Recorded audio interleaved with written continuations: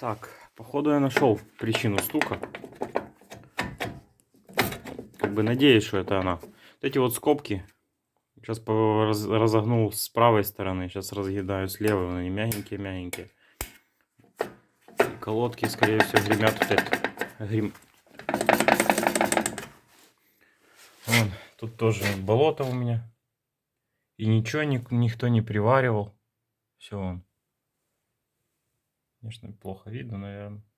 Короче, вот как-то так. Сейчас устраню, если вот этот вот стуки.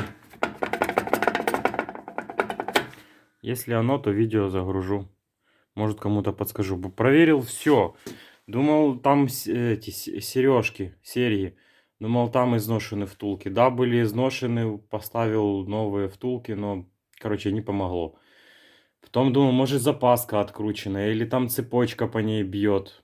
Нет, все нормально, все хорошо. Никакой лист не лопнутый, ничего.